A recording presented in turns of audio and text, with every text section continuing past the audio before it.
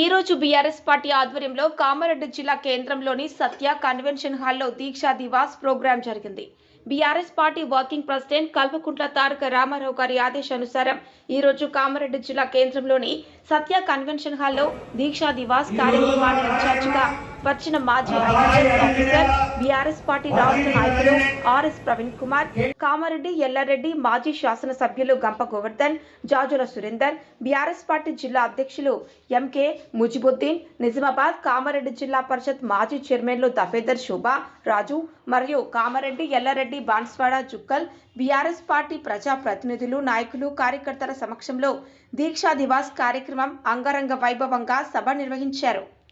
తెలంగాణ రాష్ట్రము అట్టుడికిపోయి తెలంగాణ ప్రజలు కానీ ఇక్కడ రైతులు కానీ ఏ విధంగా మనకు ఇబ్బంది పాలవుతారనే ఉద్దేశంతో మళ్ళీ కేటీ రామారావు గారి ఆధ్వర్యంలో ఈ రోజు నుంచే మళ్ళీ కాంగ్రెస్ ప్రభుత్వాన్ని తుడిచిపెట్టే వరకు ప్రతి ఒక్క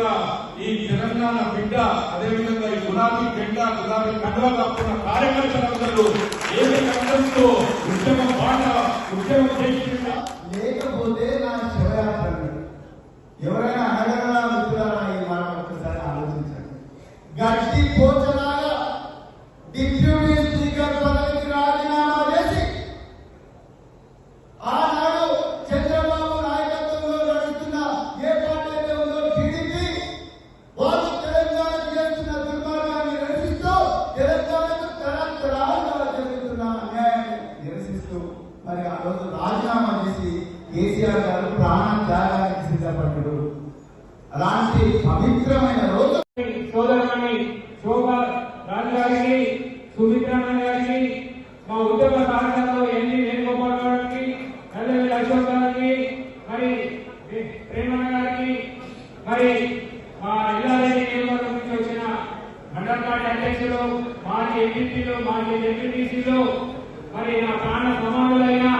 కార్యకర్తలకు, ఉద్యమకారులకు, పత్రికా విలేకరులకు నమస్కారాలు చేస్తాను. 2009 నవంబర్ 29 ప్రత్యేకమైన రోజు